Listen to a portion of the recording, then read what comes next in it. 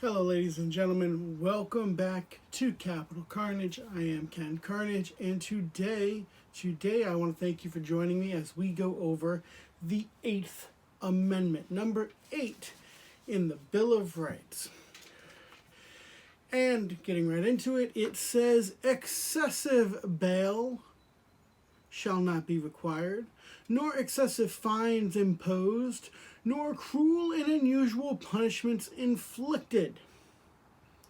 Well, that just short and sweet and to the point. Our government would never, ever violate this, right? If only. No, excessive bail.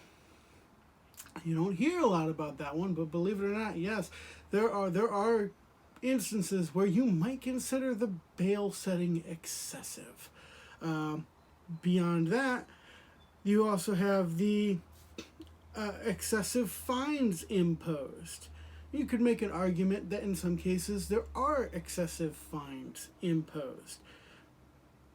But the one I would want to talk about most is cruel and unusual punishments. Because it leads me to this. Them talking about cruel and unusual punishment is one of the things they talked about to try and take away the death penalty. When, to be clear, the death penalty is far less cruel than life in solitary confinement is to the person, and far less cruel than life in prison is to the taxpayer. So, life in prison translates to waste of resources. Make no bones about it. But what in our legal system, what constitutes as cruel and unusual punishment has changed over the years. And perhaps it shouldn't, because, in the old days, there were certain crimes that if you committed, you did not continue living. You just did not. The problem came in when prisons became about making money. And when the prisons became about making money, prisons no longer wanted to execute prisoners who deserved to die. They wanted to keep them forever so they could keep charging the state for them. And the state could keep charging us. Does that sound like a good deal to you? Doesn't sound like a good deal to me. So, this is just another example of a place where rights have been infringed upon. But this is one you don't hear about very often. And one of the reasons why you don't think you hear about it is because if you did hear about it, if you heard that so-and-so got arrested for,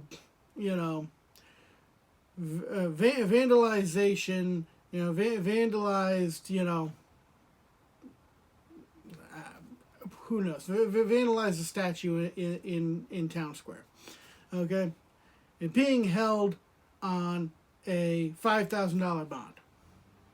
It's a little excessive, They use the bond, in today's world, they use the bond, they use the bail as a means of making it so that people can't get out in order to, so they will adjust the bail dependent on how much money they think you've got. Also, it turns into it gave birth to the bail bonds business, which, nothing against the guys who do that business, bounty hunters and whatnot. But the thing is somebody out on, they borrow the money from the bondsman to be out on bail, essentially.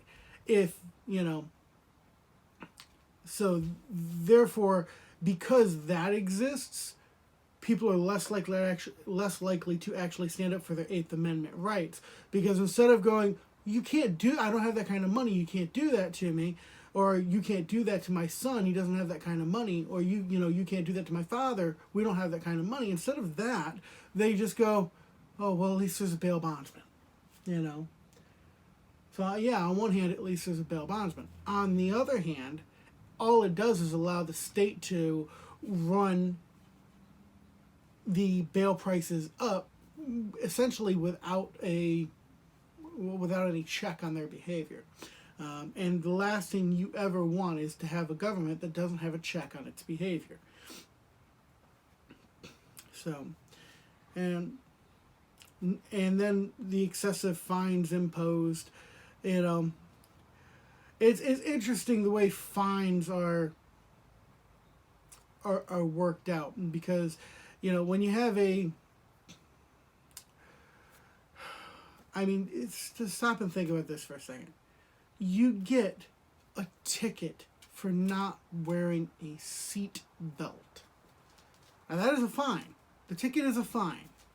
Okay? You're paying because you didn't wear a seat belt.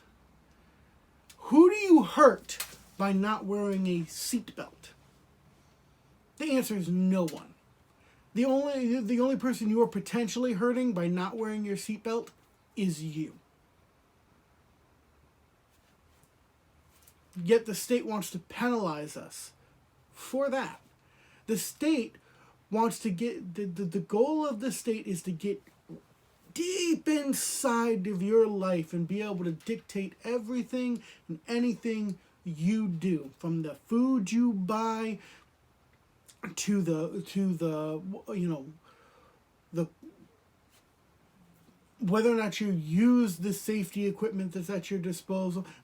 Bear in mind, I'm not saying that we shouldn't have seatbelts in cars. I don't have a problem with seatbelts. I have a problem with a law that tells me I have to wear it. That's the problem.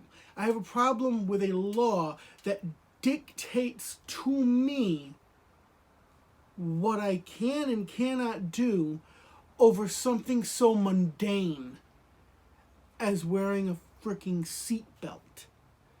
Okay? This you throw it in there with into the pile of government overreach, right? With the Affordable Care Act, which didn't make things affordable. It actually drove up all the prices in insurance. And beyond that, they put a fine in place for anybody who didn't have insurance. So therefore, if you couldn't afford, if you weren't broke enough to qualify for the Affordable Care Act, and you couldn't afford, but you still couldn't afford your own insurance because the Affordable Care Act drove the prices up. Okay, so essentially, if you were middle class, you were being fined for being broke, essentially. You were being fined because you didn't buy a service. The government is not supposed to tell you you have to buy this service. Okay? And they already do. They do it with car insurance. Because, hey, there's no law saying you have to have car insurance. There's just a law that says you have to have insurance on your car if you want to register. So that's their sneaky backdoor way of forcing you to buy something, forcing you to purchase a service. It's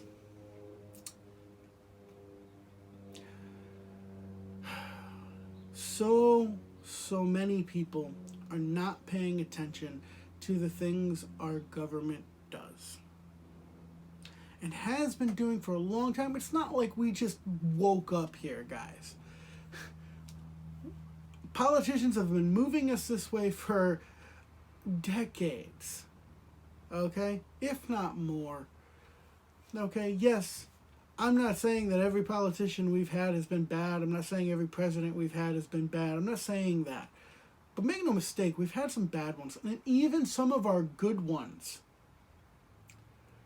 did things that I personally thought were an overreach of power.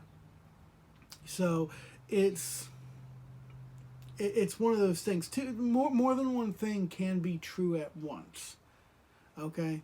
More than one thing can be true at once. You can think that somebody was a good leader, a good president, a good governor, a good senator, good whatever.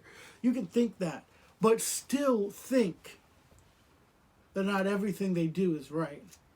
And still think that they have to be kept, the tabs have to be kept on them so they don't overreach their power and overextend.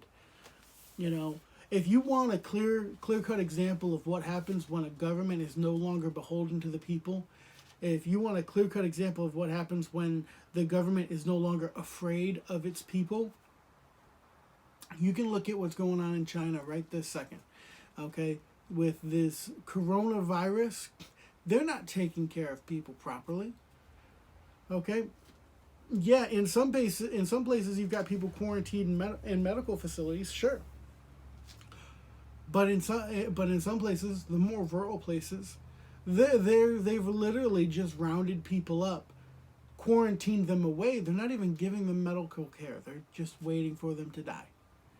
You know, I have seen so many videos come out of China of medical personnel, nurses and whatnot, weeping, sobbing, angry because they're not being allowed to go home. They're being quarantined for doing their job. They worked on these people. And even if they're testing negative for the disease, the virus, they're not being let go. So the government in China, and there's some belief, you know, I have nothing to back this up other than the things that some people are saying, but there's some belief the Chinese government actually orchestrated this as a means of a better handling population control. Now, whether or not that's true, I can't say. I can say they are mishandling this situation grossly, and that they have no care for the well-being of the regular people there. You know, you have people who have disappeared for speaking out. The doctor who discovered the coronavirus tried to warn everybody. He was put to death. Okay? This is what a government unchecked looks like. Government unchecked also bears something of a resemblance to what was happening in the UK not long ago, where people were being arrested for YouTube videos and Facebook posts. Checks on your government are the most important thing about your government. They're there to protect you. They're there to protect your family. They're there to protect your neighbors. They are there to protect everyone in this country. They're there to protect all of our citizens. And if there's one thing you must be mindful of, it is people in government attempting to take away the check boxes. Take away your ability to keep them in line. Never forget that our government officials work for us. We vote them in. Our tax dollars pay their salaries. We need to be watching what they're doing. And if we don't like what we're doing, it needs to show up at the ballot box and vote for somebody else. But yes, in closing, one of the most important things you can do is watch your government officials and hold them accountable. Ladies and gentlemen, I am Ken Carnage, and that has been our show about the Eighth Amendment. I kind of went off on a few tangents there, but the Eighth Amendment was the basis for this. And again, the Eighth Amendment says excessive bail shall not be required, nor excessive fines imposed, nor cruel and unusual punishments inflicted. And in short, yes, this is yet another amendment that they have been slowly and surely chipping away at. watch your government officials. Be sure they don't become tyrants. And if they do, remember what we do to tyrants. Sic semper tyrannis.